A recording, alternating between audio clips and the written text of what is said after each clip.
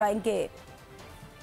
यहां पर आपको बताएं कि सदर ने अदालती इख्तियारात से मुतालिक बिल पर जवाब नहीं दिया। हुकूमत ने बिल पार्लियामेंट के मुश्तरका इजलास में पास करवाने का फैसला कर लिया। वजीर आजम की जेर सदारत इजलास में हुकूमत ने आइंदा हफ्ते पार्लियामेंट का मुश्तरका इजलास बुलाने का फैसला किया है। PTI की मुज़ाकरात की दावत पर भी गौर किया गया है। इजलास में मजीद क्या बात हुई मालूम कर लेते हैं बोल न्यूज के नुमाइंदे फहद चौधरी से। फहद बताइएगा।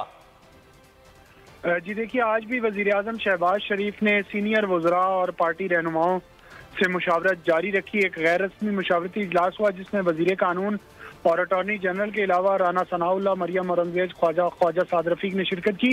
इजलास में सुप्रीम कोर्ट के फैसले के बाद की सूरत हाल पर तबादला ख्याल किया गया और जराये के मुताबिक हुकूमत ने सदर की तरफ से ताहाल supreme court practice and procedure bill की तौसीक न करने पर इज़हार मायूसी किया और आइंदा हफ्ते पार्लियामेंट के मुश्तरका इजलास से बिल मंजूर करवाने का हतमी फैसला कर लिया। ज़राए का कहना है कि तहरीक इंसाफ की मुज़ाकरात की पेशकश का भी जायजा लिया गया और फैसला किया गया कि बाज़ाब्ता मुज़ाकरात की पेशकश होने के बाद फैसला किया जाएगा कि हुकूमत ने